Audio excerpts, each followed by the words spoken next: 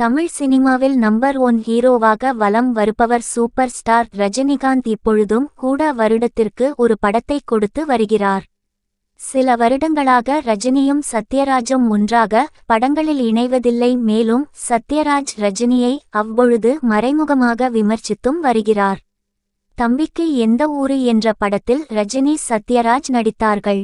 அந்த படத்தில் நடிகை மாதவி ரஜினிக்கு ஜோடியாக நடித்திருந்தார்.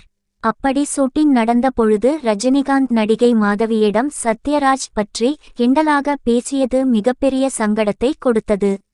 சில வருடங்கள் கழித்து 1986ஆம் ஆண்டு ரஜினி சத்யராஜ் நடிப்பில் உருவான மிஸ்டர் பாரத் படத்தில் இருவருக்கும் முக்கிய காட்சிகள் இருந்தாலும் சத்யராஜின் பாதி காட்சிகள் வெட்டி வீசி உள்ளனர். இது ரஜினி தான் செய்துள்ளார் என அப்பொழுதே சத்யராஜ் நினைத்து ரொம்ப கோவப்பட்டாராம்.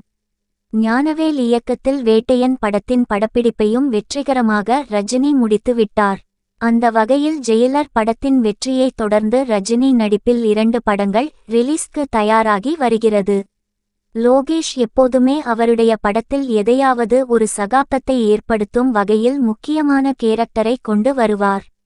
அதே மாதிரி கூலி படத்தில் ரஜினியின் நண்பராக சத்யராஜிடம் பேசி ஒப்புதல் வாங்கி இருக்கிறார். கிட்டத்தட்ட ரஜினிக்கும் சத்யராஜுக்கும் 38 வருடங்களாக பகை இருந்த விஷயம் அனைவரும் அறிந்ததே. ஆனால் அந்த பகையை தீர்த்து வைக்கும் விதமாக லோகேஷ் களத்தில் இறங்கி இருக்கிறார்.